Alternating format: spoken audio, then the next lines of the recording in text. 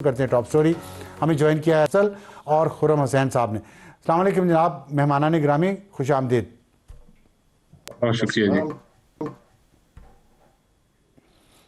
राना साहब, मैं आपसे बात का आगाज़ करना चाहता हूँ। आप बताइएगा कि जो पेट्रोल की प्राइसेस बढ़ाई गई हैं, पहले बढ़ाई गई, दो दफ़ा बढ़ाई गई, पहले 55 रुपये पर लीटर, फिर उसके बाद दोबारा बढ़ाई गई और फिर कम कर दी गई, लेकिन कम करने के बावजूद अभी भी मज़ीद 57 रुपये पर लीटर का इजाफा हुआ। तो एक महीने में 111 रुपये पर लीटर इजाफा कर दिया आपने पेट्रोल की कीमतों में।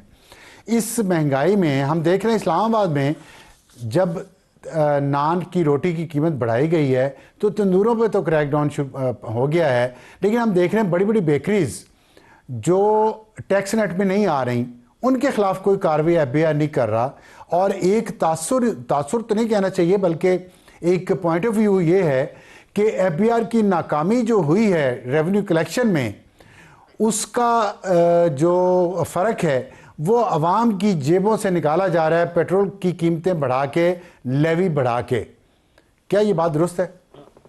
बिस्मिल्लाहिर्रहमानिर्रहीम। देखिए, खित्ते में ये जो जंग लगी हुई है उससे ऑयल प्राइसेस के हवाले से बदतरीन डिस्ट्रप्शन हुई है और पूरी दुनिया इससे मुतासर है। और हम भी क्योंकि तेल इंपोर्ट करते हैं तो हमारी अव्वलीन कोशिश प्राइम मिनिस्टर शहबाज शरीफ की और हुकूमत की ये रही है कि इस दौरान अवाम को जिस हद तक हम प्रोटेक्ट कर सकते हैं हम करें। और आपने देखा कि जब 55 रुपए भी इजाफा हुआ तो उस वक्त भी हमने डीजल की प्राइस में पीडीएल को कम किया और पेट्रोल के अंदर पीडीएल को बढ़ा दिया। ओवरऑल पीडीएफ का हदफ भी हमने बढ़ाया था, तो वो भी ये मैनेज ही करने की कोशिश की। लेकिन क्योंकि उस वक्त एकदम से जंग लगी थी और उसका इम्पैक्ट ऑयल प्राइसेस पे आया था तो हमें वो मुकम्मल तौर पे पास ऑन करना पड़ा। उसके बाद 27 अरब हमने जो है प्राइम मिनिस्टर ने फौरी तौर पे ऑस्टेरिटी के जरिए और दीगर मामलात से लेके सब्सिडी दी पहले हफ्ते में, और फिर 100 अरब से हमने डेवलपमेंट बजट की कटौती की और फिर उससे हमने फ्यूल को सब्सिडाइज किया। लेकिन ऑब्वियसली कि क्योंकि ये जंग एक्सटेंड हो गई तो ये मजीद सब्सिडी देना बड़ा मुश्किल हो रहा था। तो अभी ये किया गया कि डीजल की कीमतों से पीडीएल को सिफर कर दिया गया, क्योंकि डीजल जो है वो उसमें इस वक्त 0 पीडीएल है। और कोशिश की गई कि डीजल में उस तरह इजाफा ना आए जिस तरह आ रहा था, और पीडीएल के जरिए हमने मैनेज करके उसको पेट्रोल में उस पीडीएल को शिफ्ट कर दिया। और जो पेट्रोल में पीडीएल जब शिफ्ट किया तो वो 160 रुपए हो गया। लेकिन इसको फिर प्राइम मिनिस्टर ने दोबारा रिव्यू किया और उसमें ऑब्वियसली हमारी कोशिश तो हमेशा रिलीफ की ही थी कि कम से कम हम बोझ डालें। तो फिर क्योंकि पीडीएल के अंदर 80 रुपए जो है वो प्राइम मिनिस्टर ने कमी की और जो है कदरे पेट्रोल को हमने कोशिश किया कि उसमें प्राइसेस जो है वो किसी हद तक हम उसमें कमी ला सकें। तो ये कोई आसान लोग कह रहे हैं कि फैसले ये कोई स्मार्ट गेम की है हुकूमत ने, पहले ज़्यादा बढ़ा दिया और फिर थोड़ा कम कर दिया, लेकिन कीमतों में इजाफा तो 57 रुपये पर लीटर तो फिर भी बढ़ा दिया ना आपने। देखिए, हुकूमत के लिए कोई आसान फैसला, कोई भी फैसला आसान नहीं है और दोनों फैसलों से अवाम के ऊपर किसी ना किसी तरीके से नेगेटिव तो असर जो पड़ता है। मेरा ये सवाल है डेवलपमेंट। कि यहाँ बड़ी बड़ी जी। बेकरीज हैं और बड़े बड़े कारोबार हैं, उनको टैक्स नेट में नहीं लाया जा रहा। FBI फेल हो चुका है। इतनी आपने उन्हें इंसेंटिव्स दिए, उन्हें गाड़ियां लेके दी हज़ारों, उनकी तनख्वाहें बढ़ा दी, वो रेवेन्यू कलेक्शन टारगेट ही पूरे नहीं कर सके, जिसकी वजह से आप लेवी पे लेवी बढ़ाए जा रहे हैं। देखिए, लेवी लेवी का जो ऐसा नहीं है कि हम लेवी के जरिए एफबीआर, हम जो हदफ हमने रखा है लेवी का हम उसी के मुताबिक चल रहे हैं। और एफबीआर को प्राइम मिनिस्टर ने बिल्कुल हदायत दी है कि आप को कोई कवरेज पीडीएल हदायत से दी नहीं है, वो मिलेगी। पूरी नहीं कर सके, उनके खिलाफ कोई एक्शन क्यों नहीं होता? देखिए, बात यह है कि एफबीआर के अंदर भी ग्रोथ है, लेकिन ऑब्वियसली जिस तरीके से मईशत हमारी है और जो इन्फ्लेशन के अंदर भी एक कंट्रोल्ड इन्फ्लेशन रही, 2% टारगेट से नीचे रही इन्फ्लेशन, तो वो भी एक फैक्टर था और दीगर मामलात हैं तो उसकी वजह से। लेकिन अब बिल्कुल कोई तो आपके पीडीएल के एस्टिमेट जरिए ठीक नहीं हम थे साल की शुरू, एफबीआर का। जब साल शुरू हुआ तो? जी, जो पीडीएल को हम एफपीआर शॉर्टफॉल को हम पीडीएल के जरिए कवर करने की कोशिश नहीं कर रहे और ना हम कर रहे हैं। और अगर कोई पहले पीडीएल में गुंजाइश थी तो वो इस 80 रुपए की जो कमी है उससे वो भी खत्म हो जाएगी। तो हम कोई ठीक है। शॉर्टफॉल एफपीआर का उससे नहीं कवर कर रहे। ठीक। खुर्रम साहब, आपने सुना राना साहब ने जो कहा, आप बताइएगा, आप कराची में बैठे हैं, वहाँ की बिज़नेस कम्युनिटी का क्या रिएक्शन है? ये जो कुछ इस वक्त मईशत पे पाकिस्तान के दबाव बढ़ रहा है, महंगाई हो गई है, तेल की कीमतें बढ़ गई हैं, हर चीज़ की कीमतें ज़ाहिरों से बढ़ गई हैं और एक्सपोर्ट्स हमारी बढ़ नहीं रही। वो कह रहे हैं हुकूमत को कोई इंसेंटिव्स दें। आपके ख्याल में हुकूमत को क्या करना चाहिए? कर सकेगी ये मुआशी चैलेंजेस, हुकूमत इनको टैकल कर सकेगी? ये कर सकेगी तो आई डोंट नो, लेकिन करना पड़ेगा, और कोई रास्ता है नहीं ऑब्वियसली। ये पावर में है और ये एक मामला क्रिएट हो गया। ऑयल प्राइसेस पूरी दुनिया में इतनी तेजी से बढ़ रही हैं कि मैंने खुद अपनी तारीख में, अगर हमने पहले देखा हो ऐसा कुछ, तो 2008 में देखा था। ये यूक्रेन की जब जंग हुई थी 2022 में, तब भी ऐसी सूरत हाल नहीं थी जो अब नजर आ रही है। और ये दूसरी चीज यहाँ पे यह है कि एक टेम्पररी स्पाइक नहीं है। 2008 और 2022 में जो एक स्पाइक आई थी ऑयल प्राइसेस में, वो थोड़ी देर के लिए वहां पे रही थी, उसके बाद फिर नीचे आ गई थी वापस प्राइसेस। तो आपको रिकॉर्ड हाई प्राइसेस अगर बर्दाश्त करनी पड़ी थी, वो चंद महीनों के लिए थी। इधर अब कुछ एंड नजर नहीं आ रहा। आज तो मजीद और एस्केलेशन हुई है इस जंग में। मजीद और जो ऑयल इंफ्रास्ट्रक्चर है ईरान में, वो टारगेट किया गया है। लाजिम अब ईरान की जो रिटेलिएशन आएगी, वो वापस ऑयल इंफ्रास्ट्रक्चर जो गल्फ में है उधर मारेंगे। तो अभी तो लग रहा है कि बहुत और आगे तक जाएगी चीज। गवर्नमेंट के पास अब कोई वो रास्ता नहीं है other than find a way to deal with this. और उन उसको डील करने के लिए उनके पास अब एक ही तरीका है कि एक्सपेंडिचर कट्स लेके आए, ताकि जितने ये लोग पेट्रोल की प्राइस को संभालने के लिए जो कोशिश कर रहे हैं। डीजल तो अभी अबसार साहब एट कॉस्ट ऑलमोस्ट बिक रहा है। डीजल की अगर आप इंपोर्ट प्राइस देखेंगे, जिस प्राइस पे वो इंपोर्ट होता है और जिस प्राइस पे आगे बिक रहा है, इट्स चंद रुपए का ही फर्क है। 497 रुपए की उसकी एवरेज प्लैट्स प्राइस आ रही है डीजल की पर लीटर, 497 ठीक है। रुपए। जो पंप की प्राइस है वो 520 रुपए है। तो मुश्किल से 25 रुपए से कम जो है बाकी आपके इंसिडेंटल्स उसमें लग रहे हैं। लेवी तो जीरो है, लेकिन उसमें आपकी डीलर मार्जिन, आपकी डिस्ट्रीब्यूटर मार्जिन, आपका आईफएम, आपका सीएसएल मिला मिलू के मुश्किल से 25 रुपए ऊपर लगा के वो आगे बेचा जा रहा है। ठीक है। उधर अब मजीद कम आपने करने क्या की तो कोई एक्सपेंडिचर कट करना चाहिए हुकूमत को? कहाँ आपके ख्याल में एक्सपेंडिचर कट करे और उसके एक ही एक्सपेंडिचर है, कट करने के एक ही जीडीपी ग्रोथ रास्ता पे है। भी असर पड़ेगा? एक्सपेंडिचर कट जी। एक्सपेंडिचर कट्स एक ही तरफ हो सकते हैं सिर्फ, that's development budget, that's it. उधर मेरी इंफॉर्मेशन के मुताबिक कोई लगभग अंदाजन 500 अरब रुपए की अभी गुंजाइश है बिटवीन नाउ एंड जून, जो बहुत जरूरी प्रोजेक्ट्स वगैरह जहां पे काम चल रहा है, जिनके लिए ऑलरेडी पैसे काफी हद तक रिलीज हो गए हैं। लगभग अंदाजन कोई 500 अरब रुपए का वहां पे क्वेश्चन है, जिसमें से मेरे ख्याल में कोई 70 अरब रुपए तक अंदाजन इन लोगों ने ऑलरेडी कंज्यूम कर लिया होगा। ये जो पेट्रोलियम लेवी को जो कम किया है कल रात, तो जो 160 से आप 80 जो पे बात लेके कर आए। रहे हैं 500 अरब की, ये सिर्फ वफाक की बात कर रहे हैं या इसमें सूबों का भी है? वफाक नहीं, वफाक सिर्फ। सूबों का फिलहाल तो अभी रोल नहीं तो आया ना आपके ख्याल पेट्रोल में प्राइसेस को मैनेज करने। सूबों का रोल नहीं होना चाहिए इसमें, जो सिचुएशन आप आई देख रहे थिंक हैं? हम लोग बहुत तेजी से मामला एक डायरेक्शन में जा रहा है जहां पे सूबों को रोल प्ले करना पड़ेगा, अगर ये प्राइसेस इसी हिसाब से इंक्रीज करती रही और ये जंग मजीद एस्केलेट करती गई। ठीक है। राना साहब, आप बताइएगा कि 500 अरब कह रहे हैं कि आपको मजीद एक्सपेंडिचर कट करना पड़ेगा। अगर आपने वो कट किया तो, अगर पहली बात तो करेंगे, और दूसरी बात अगर करेंगे तो उससे जो मंसूबे जारी हैं उसका क्या होगा? देखिए, ऑब्वियसली ये एक ऐसी सिचुएशन है जो कि आसान नहीं है। और पहले ही अगर आप पीएसडीपी को देखें तो उसका तो 10 साल का तो थ्रो फॉरवर्ड है पीएसडीपी का, कि अगर आप पीएसडीपी के अंदर कोई नए प्रोजेक्ट ना लगाएं तो फिर भी जो करंट पाइपलाइन है उसको 10 साल लगेंगे मुकम्मल होने के लिए।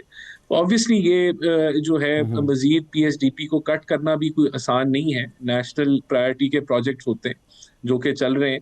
तो अभी तो मजीद हम कोई पीएसडीपी पे तो कट करने नहीं जा रहे। इस वक्त तो जो पीडीएल के अंदर जो कमी आएगी वो मैंने आपको बताया कि वो ऑलरेडी कवर हो जाएगी जो पहले कलेक्शन रही है उसके जरिए। तो मजीद तो हम कोई सब्सिडी जो है वो जो दे रहे हैं वो सूबे ऑब्वियसली वो कंट्रीब्यूट करेंगे, जो डायरेक्ट सब्सिडी हम देने जा रहे हैं एक आम आदमी को। तो ये सिचुएशन को जो प्राइम मिनिस्टर ने इकोनॉमिक कमेटी एक बनाई है under the leadership of finance minister, वो डेली रिव्यू कर रही है सिचुएशन को और इसको हम लेके चल रहे हैं। बिल्कुल अगर ये चीजें स्ट्रेच होती हैं तो इसके बहुत जो है वो नेगेटिव इम्पैक्ट आएंगे। ये रेमिटेंसेस को हमारे पे कैसे इम्पैक्ट करती है, ये एक अलहदा सवाल है। एक्सपोर्ट जो है वो इससे हिट हो रही है, क्योंकि एक पूरे खत्ते के अंदर एक्सपोर्ट जो है वो फॉल जीसीसी के अंदर करेगी, लेकिन उसके साथ मार्जिन्स बहुत ज्यादा अफेक्ट हो रहे हैं बिजनेसेस के। तो ये क्राइसिस सिचुएशन है, और इस क्राइसिस को हमने मैनेज करना है, अच्छा, जो कि हम डे टू डे मैनेज कर रहे हैं जी। बाकी देखें, तो ये बात जो ये है। जी जी। आप अभी बात कर रहे थे रेमिटेंसेस की, वो जाहिर है वो तो एक बहुत, उस पर हुकूमत को काम करना चाहिए। अगर हुकूमत ये कहे कि उसका पता नहीं क्या असरात नज़र आएंगे, तो मेरा ख्याल है ये अच्छी तैयारी नहीं है। हुकूमत को कुछ स्टडीज़ करनी चाहिए, कितने लोग अफेक्ट होंगे, कितने वापस आएंगे। अगर वापस आना शुरू हो गए लोग, उनकी बेरोज़गारी यहाँ बढ़ेगी। एक तो रेमिटेंसेस कम होंगी, फिर बेरोज़गारी बढ़ेगी। दूसरी बात मुझे ये बताएं कि पाकिस्तान इस महीने तकरीबन $4.5 बिलियन वो अपने लोन्स वापस करने की ड्यू डेट्स हैं, जिसमें यूए का भी है और कुछ और भी है जो रेगुलर आपके उस पर चलता है। तो फिर फॉरेन एक्सचेंज रिजर्व्स तो कम हो जाएंगे, एक्सपोर्ट्स आप कह रहे हैं बढ़ नहीं रही, तो ये तो बहुत ज़्यादा प्रेशर नहीं आ जाएगा पाकिस्तान के करंट अकाउंट डेफिसिट पे, ये देखिए, करंट अकाउंट बात पे? ये है कि देखें, अभी अभी ऐसा है कि हम यूएई हमारा ब्रादर मुल्क है, हमारा साथी है, हर मुश्किल वक्त का साथी है। तो हम अभी जो है उनके साथ चीज़ों को देख रहे हैं। अगर हमें वापस करने पड़े तो बिल्कुल ये गुंजाइश मौजूद है रिजर्व में कि उनको वापस किया जाए। और हम कोई ऐसा देखें, जो जो कोई प्रेशर हम नहीं देख रहे। करंट अकाउंट आपने की बात की, तो करंट अकाउंट जो है, अगर अगर हमारी इस सिनारियो के अंदर एक पाकिस्तान को जो है कि एक्सपोर्ट्स भी इंपोर्ट्स भी आपकी जो है वो गिरती हैं जब एक एक्सटर्नल क्राइसिस आता है, तो हम इसको मॉनिटर कर रहे हैं। और हम ऑब्वियसली अपने जो अपने एक्सटर्नल साइड के ऊपर हम इन चीज़ों को देख रहे हैं, लेकिन अभी कोई हमें नज़र नहीं आ रहा कि ऐसा कोई करंट अकाउंट डेफिसिट हमारा बढ़ने जा रहा है। हम ऑस्टेरिटी भी कर रहे हैं, हम कंजर्वेशन भी कर रहे हैं, और प्राइसेस भी पास ऑन कर दी गई हैं, जिससे डिमांड डिस्ट्रक्शन होगी तो आपकी पेट्रोलियम का इंपोर्ट के अंदर जो है वो उसकी कंजम्पशन के अंदर भी हम कमी जो है वो प्रिडिक्ट कर रहे हैं। तो ये ओवरऑल ये ऐसी सिचुएशन है जिसको हम मॉनिटर कर रहे हैं। हमें कोई खतरा नहीं नजर आ रहा कि हमारा रुपया डिवैल्यू हो जाएगा, या कोई ठीक है, ऐसे खतरात कि हम पे नहीं कर सकेंगे। कोई ऐसी कोई क्राइसिस सिनारियो एक्सटर्नल फ्रंट पे शॉर्ट टर्म में हम क्राइसिस नहीं देख। सिनेरियो नहीं है। ठीक है खुर्रम साहब, आप समझते हैं कि क्राइसिस सिनेरियो नहीं है जैसे उन्होंने बताया। और एक खबर जो अभी आ रही है कि ईरान ने बुनियादी ज़रूरत के जहाज़ों को आबनाए हुर्मुज़ से गुजरने की इजाज़त दे दी है, जो खलीज ऑफ ओमान में खड़े हैं या ईरान की बंदरगाहों पे खड़े हैं। इससे आप समझते हैं कि कोई स्टेबिलिटी आएगी? ऑयल की इजाज़त तो नहीं दी, लेकिन वैसे थोड़ा सा आप समझते हैं कुछ स्टेबिलिटी आएगी पाकिस्तान की एक्सपोर्ट्स पे? जो कह रहे हैं नेगेटिव इम्पैक्ट पड़ेगा, वो कुछ उसमें कमी आएगी? नहीं, इतना ज्यादा नहीं। कुछ इमरजेंसी के लिए, इमरजेंसी को कम करने के लिए ऑयल शिपमेंट्स अगर आती रहे वहां से तो फायदा है उसमें पाकिस्तान का। यानी कि सप्लाई पोजीशन जो है हमारी, वो थोड़ी स्टेबल रहेगी। स्टेबल तो नहीं, लेकिन नेवरदलेस क्राइसिस लेवल तक शायद ना पहुंच सके अगर ये सिचुएशन रही जैसे आपने डिस्क्राइब किया है।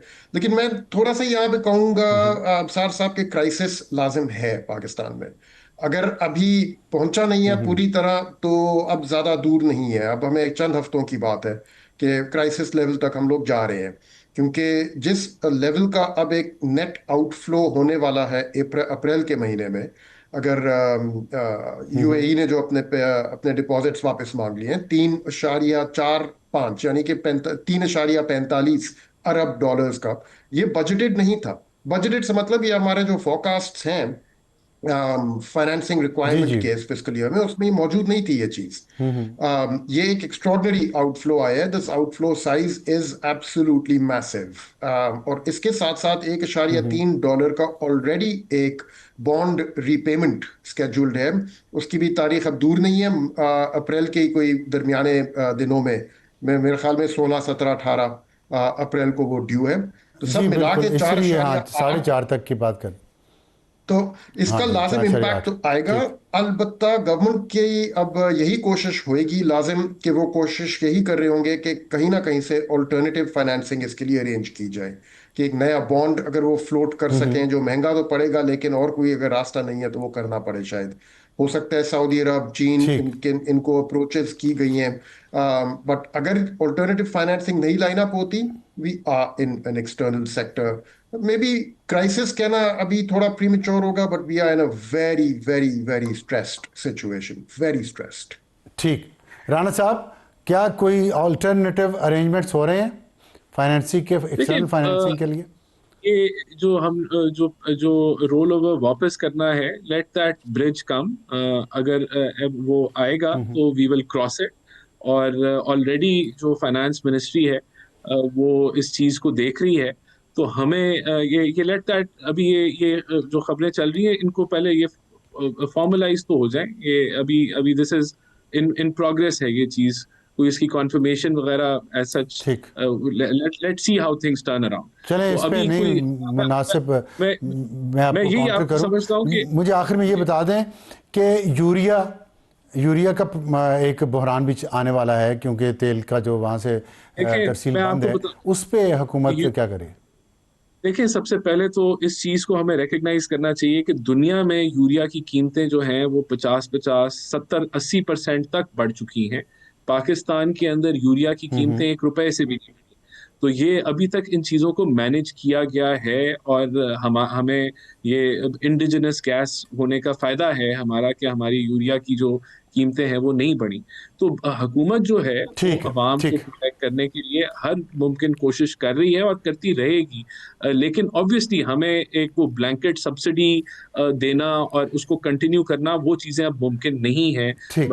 डेवलपमेंट को मजीद स्क्वीज ठीक। करना मुमकिन नहीं है। सूबे भी रोल अपना अदा कर रहे हैं, वफाक भी रोल अपना अदा करिए। कोई फैसला भी जो हम करेंगे उसके प्रोज और कॉन्स होंगे। क्राइसिस सिचुएशन में प्रोज एंड कॉन। आप अच्छा, ठीक। देखें कि उसका खुर्रम साहब, नुकसान आखिर ही में होगा। सिर्फ ये बता दें कि सोलर पे हुकूमत को क्या करना चाहिए? सोलर एनर्जी पे लोगों ने बड़ा काम किया। अब आप समझते हैं हुकूमत को उस पर इंसेंटिव देने चाहिए ताकि मजीद हमारा इंपोर्ट बिल कम हो? इंसेंटिव्स देने की जरूरत नहीं है, बस रास्ते से हट जाए, ये काफी होगा अब्सार साहब। सोलर में अभी रास्ते में सोलर कैसे अभी रुकावट है, ये उसी बता दें। रुकावट इसी तरह हो सकती है कि आई मीन यही मौका वो चूज कर लें कि सोलर के ऊपर टैक्स लगा के उसको रोकना शुरू कर दें कि भाई लोग ग्रिड को छोड़ के जा रहे हैं तो हमारी फिक्स्ड इन्वेस्टमेंट्स का क्या बनेगा। इस किस्म की चीजों से परहेज कर ले, काफी ठीक। होगा। बाकी सब लोग खुद कर लेंगे अरेंज। एंड सोलर की ठीक। वजह से ही ठीक, जो बहुत भी शुक्रिया। क्राइसिस है वो ठीक।